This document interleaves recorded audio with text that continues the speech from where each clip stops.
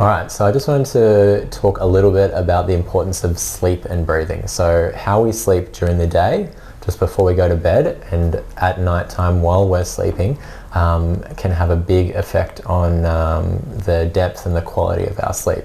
So two main things. First of all is we should really be striving for maintaining nasal breathing through the whole time. So nasal breathing should be our default breathing. Noses were made for breathing, mouths were made for eating and talking. So evolutionarily, when we were breathing through our mouth, was us using our last resort of energy to get away or fight a battle or something like that. So when we're resorting to mouth breathing too much, it's signaling your brain that you're in a fight or flight stress response. So it's going to make it really hard for you to wind down, switch off and get a good night's sleep.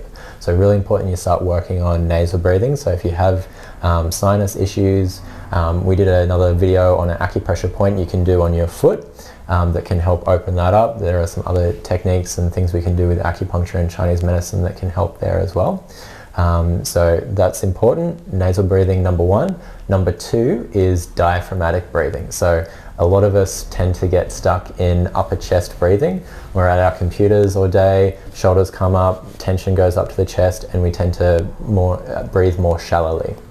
Also, if you have a tendency to mouth breathe, you're not going to be engaging the diaphragm. Nasal breathing will really help engage the diaphragm. So you want to start to reintroduce that back into your life. So you can take some time during the day, maybe before you go to bed, just putting your one hand on your chest, one hand on your belly, and just start by observing the breath, which hand is moving, how much is it moving with your breath. Ideally, you want to start training your breath to be deeper, more into the belly. So the lower hand should be moving and the upper hand shouldn't be moving too much, or not before the belly hand.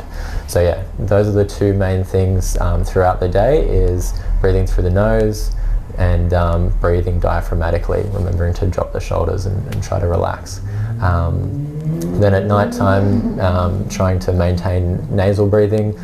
If we have a tendency to open up the mouth during the night, that can be a little bit of an issue. You can check out one of our other videos where I go into using sleep tape to help keep the mouth shut. A little bit weird, but I've used it and I found it quite useful for improving my quality of sleep. But yeah, I'll run through another exercise that you can do to help with the onset of sleep, so just before you go to bed, in another video. So make sure you check that one out and let us know if you find this useful.